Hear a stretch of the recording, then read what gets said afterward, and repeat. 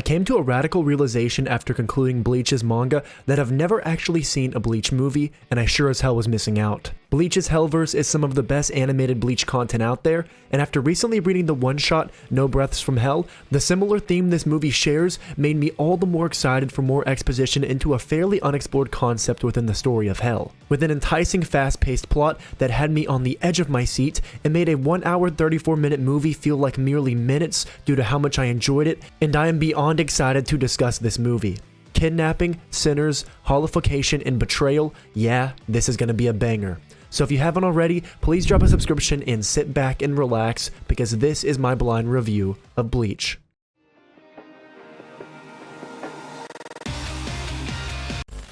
Within the opening moments of Bleach's film Hell Verse, we're brought back to Ichigo in his holified state fighting Ulquiorra. I initially thought this had more to do with showing us an amazing animated scene while they show the opening credits for the movie, but the scene is actually a lot more important than I initially realized. It sets up the timeline for when this film takes place. Although it's non-canon, it occurs after Ulquiorra and Ichigo's battle, but even more so than the chronology, it foreshadows a large focus of the plot being Ichigo's complete holification. The animation and soundtrack for these opening moments was incredible. With the conclusion of the credits, we see a man being chained and burnt in hell. It was then juxtaposed with Ichigo having a wholesome moment beating up 3 delinquents who knocked over a vase of flowers put out for a dead child. I smiled ear to ear at this moment because of the callback to the very first chapter of our story where this and almost identical scene plays out. It's what initially entranced me with Ichigo. Despite his punk demeanor, he clearly cares deeply for those around him, and he gives words of affirmation and comfort to the soul of this young boy.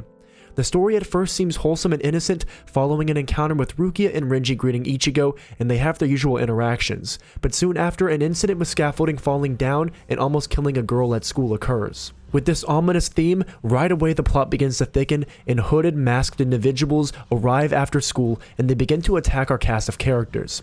These masked individuals were powerful, and aesthetically they all had chains which jumped out at me right away. From reading No Breaths from Hell, chains were a central design theme for those coming from Hell, so I put 2 and 2 together pretty fast. And it's honestly really telling that Kubo stuck with this theme of chains even a decade later, and it's clear chains have everything to do with Hell. Within battle, one of the invaders, Murakumo, his mask breaks, prompting a guard from Hell itself to pull Murakumo back into Hell. I was unsure why without their mask they'd now be pulled into Hell, and unfortunately that question really isn't answered. Nonetheless, it was a chilling scene seeing the gates of Hell once more. These men inform us they came to the world of the living, particularly for Ichigo, and as we soon learn through Renji's arrival, they also came for Ichigo's sisters. I was full of trepidation as I watched Ichigo hurry towards his household, only for him to arrive late with Yuzu and Kadin already in the arms of the enemy. The leader of this group within Shuren notably says that seeing Ichigo in combat, it confirms that he's the one they've been looking for. Shuren on first impression intentionally came across as the main antagonist of this movie, with him being the mastermind of this entire plan. Shuren's abilities being fire-themed felt entirely fitting for someone from Hell, and watching Ichigo and him fight was a spectacle. I had immediate curiosity towards why Ichigo and his sisters were a target, with 2 theories jumping out to me. That they wanted to lure Ichigo into Hell using his sisters, or perhaps they together as siblings had some kind of power that could aid these individuals we soon learned to be sinners. Both were kind of correct, minus the notion that his sisters had any power they wanted. These individuals want Ichigo to come into Hell and destroy the very gates of Hell, thus allowing them to escape their eternal damnation. With both sisters now being taken through a portal to Hell, with amazing timing a white-haired man named Kokuto arrives and saves Kadin, and conveniently leaves Yuzu still within their grasp. As the villains leave through the portal, Ichigo, the big brother who's supposed to protect his siblings, he was unable to do so. This theme of Ichigo being unable to protect is prevalent throughout the story of Bleach, and it's a topic that continually sends Ichigo into despair and depression. However, in this case he has no time to mope around, he has to go save his little sister. Thus ensues our plot for the story, to go save Yuzu from Hell with the help of this newfound apparent ally. With Yuzu being the one taken, I was so emotionally invested into this storyline. She's my favorite of Ichigo's sisters, and with the weight of her life resting on Ichigo's shoulders, it made the stakes feel higher than ever. With the arrival of this white-haired man, I had immediate questions and suspicions, particularly with him only being able to save one of Ichigo's sisters, and at the time his lack of clear motivation.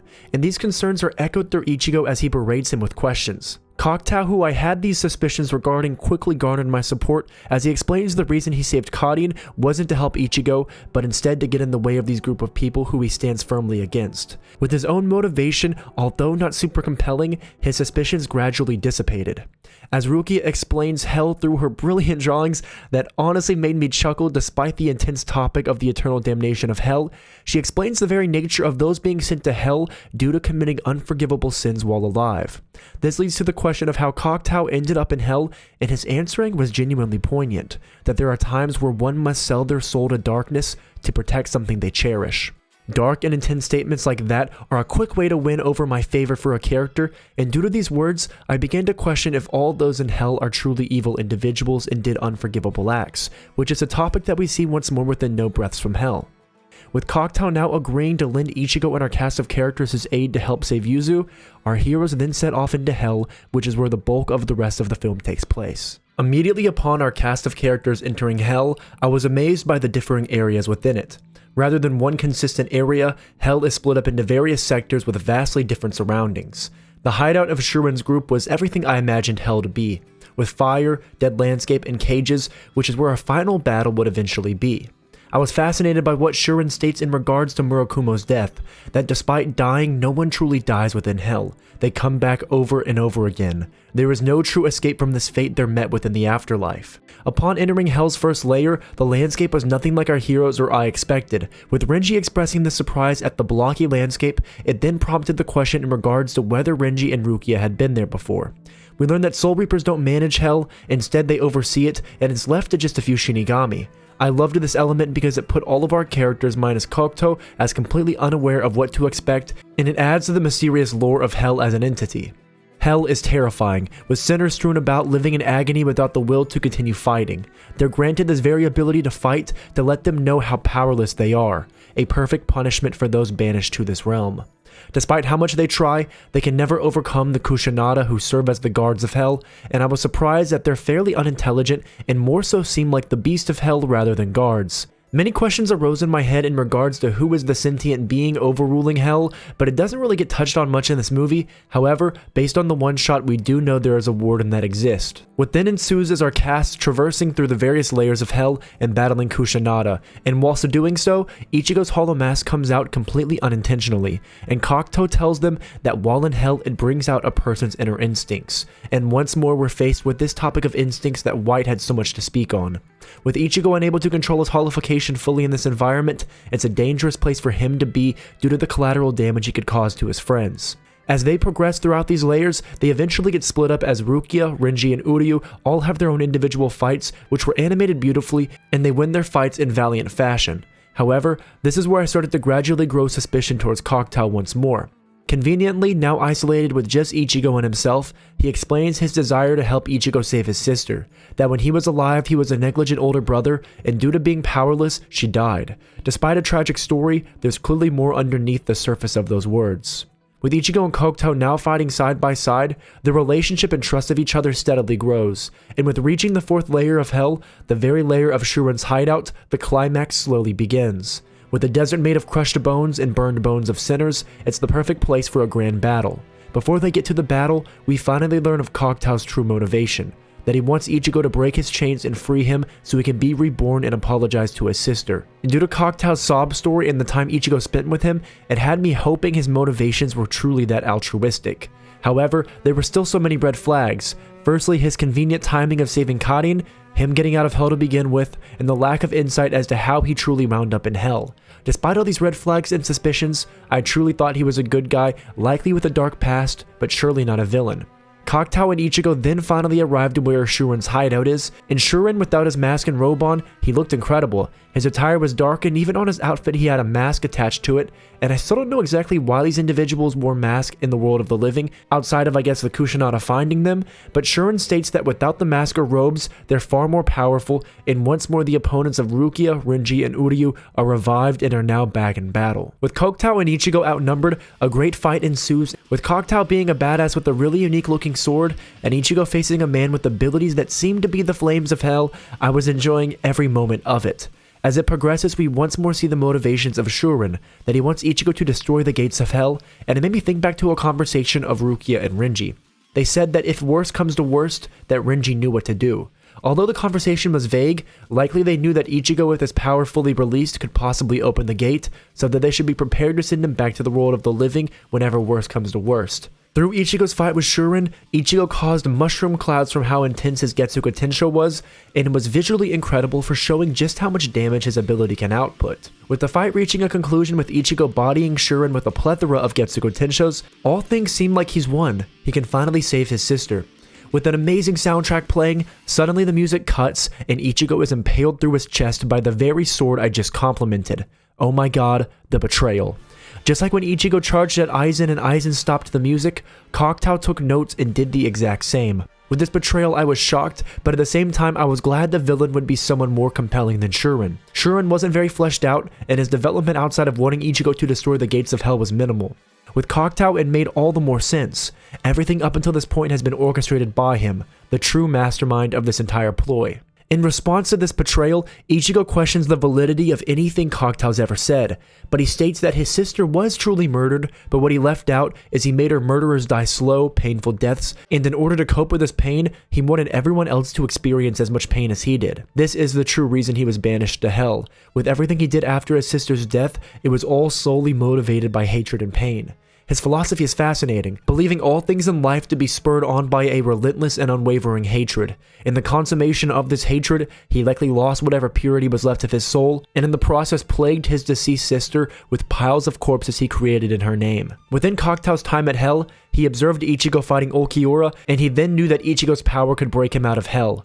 I had immediate callbacks to No Breaths from Hell once more, that somehow within hell sinners can see the happenings outside of hell. This topic isn't explored too heavily, but I found it fascinating. It as well made the opening sequence of Ulquiorra vs Ichigo all the more significant, that we were likely seeing this through the very eyes of Kokuto himself. Kokuto and Ichigo's battle was emotional, with Kokuto doing everything in his power to bring out Ichigo's hollow form to evoke hatred within Ichigo's heart. Kokuto with his bandage now removed, visually he looked like everything I would imagine a villain to be. Kubo thrives in character design, and this is no exception. With Ichigo's friends now arriving, it's readily apparent they're outmatched as Ichigo grows closer and closer to complete holification. Through Getsuga Tenshos, the chains slowly begin to fade, and they even reach outside of hell, but before Ichigo opens the gates fully, Renji enacts the emergency plan he discussed with Rukia to send Ichigo and Yuzu back to the world of the living. With Ichigo being sent back and his friends now trapped in hell, it felt like all hope was lost. Yuzu, who still has a chain attached to her, and now Soul Society angry with Ichigo due to the danger he put the entire world in, Ichigo is once more in a pit of despair. He was unable to protect his sister. He's now endangered the world, and his friends gave up their own lives to save his own. Now with hell slowly slipping out of the gates, the Kido Court and captains are tasked with ensuring the gates remain closed. Everything has fallen apart for Ichigo. In the depths of his thoughts, he's brought out of them by Byakuya, who tells Ichigo to think on this very notion. His friends allowed him to escape. It wasn't a mindless action. They believe in him. This prompts an amazing moment with Ichigo telling Orihime he's going to save his friends, and in doing so he defies the orders of Soul Society and enters once more back into hell.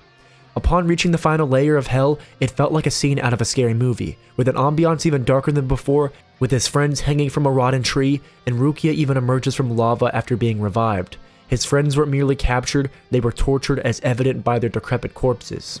This movie went from dark to real dark extremely fast, and it aids to the development of the villainy of Kokuto. Their fight had so many emotions involved.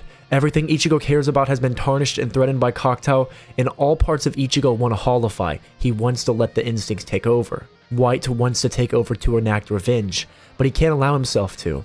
We see Ichigo actively stopping himself from allowing White to fully manifest, which parallels a ton of scenes we've seen before with that very same concept. This movie does an amazing job with callbacks to some of my favorite scenes from this story, and coupled with the animation and enchanting plot, it's a film that appeases almost every fan of Bleach. As the fight intensifies, Ichigo slowly begins to have his Vasto Lord holification come out, and he breaks off his own horn, refusing to submit to this hatred. That he will save his friends without sacrificing anyone else, and he begins to question the entire nature of Kokuto as an individual, driving home the point that every action he's taken has disgraced his sister he cherished so much. With the now the Kusanada emerging due to the brief manifestation of Ichigo, it seems like Ichigo is about to be devoured by the beast of hell, and Kokuto would win. And despite these monsters previously seeming not that strong, there were so many of them that it made it feel like all of hell arrived to stop Ichigo from turning. With the Kusanada seemingly smashing Ichigo, he instead was granted power by all of the Kusanada in order to stop Kokuto. With golden light around his body and now with golden skull-like armor, Ichigo is entrusted by the very guardians of hell to be the judge, jury, and executioner for Kokuto. And I can't emphasize enough how brilliant this design is. Seeing this form of Ichigo would be perfect for Halloween, and it's one of the most unique looks we'll likely ever see Ichigo have, with him literally as a Hell Soul Reaper. Can we take a moment to appreciate that Hell itself cooperated with our boy Ichigo in this moment, and with Ichigo's newfound strength, he gives a very Naruto-esque speech about how hatred cannot drive out hatred. And in swift fashion, he cuts the chains of his friends, and we get to the moment we've all been waiting for. Within one final attack, he swings his blade at Kokuto, breaking all his chains and damaging his body. However, Kokuto's chains that are broke, they're now replaced by thousands of new chains as we see Kokuto now dragged down to even further depths of hell. This moment was so reminiscent of Ichigo's final Getsuga against Aizen. One single swing is all it took. There was a stunning moment with the Kusanada all bowing before Ichigo, similarly to the Osoichi bowing to Ichigo in the Thousand Year Blood War, and if this isn't indicative of all the parallels throughout this movie, then I sure as hell don't know what is. With so much emotion weighing on this fight, Kokuto's defeat felt immense, and witnessing Ichigo as the savior of hell was something I don't think I could have ever expected coming into this film. As Ichigo then transforms back to his normal form, the Kusanada begin to attack, and our cast of characters now in comical fashion escape out of hell as the movie comes to an end. With previously so little explored within hell, this movie, although non-canon, is a brilliant insight into how much potential hell holds as an arc within this story. Thousands of sinners cast into darkness, along with the beast of hell and a warden overlooking all things. My god, Kubo can do so much with this story. With so many consistencies from No Breaths from Hell and Bleach's Hell Verse, I imagine this won't be the last time we see some of these layers of hell and the varying elements of it. Clearly Kubo loves the chain theme within hell, and it's an entirely perfect element for the very nature of this entity. I had several questions after the conclusion, and I'm left wondering whether the Kusanada were controlled by a sentient being, and what Soul Reapers exactly have oversight over hell. Based on Ukitake conveying the report when initially Hell's Gates were opened, I imagine he was in control of the oversight, and if that's the case, it makes No Breaths from Hell and Ukitake's fate all the more chilling. This movie felt like the fastest anime movie I've seen because it was genuinely an amazing ride. It had everything I wanted in a movie from Bleach. Lore, amazing visuals and character designs, brilliant fights, and a compelling and drippy villain. It's hard not to love Hellverse. This won't be the last of Bleach's movies we cover, and my god, I can't wait for what's next. If you stuck around this long, please consider dropping a subscription as these videos take a ton of time to create. I had so much fun covering this movie, and I hope you enjoyed this video and the movie as well. Similarly to what Rukia said to Ichigo, this isn't goodbye, but see you later. As always, be greedier.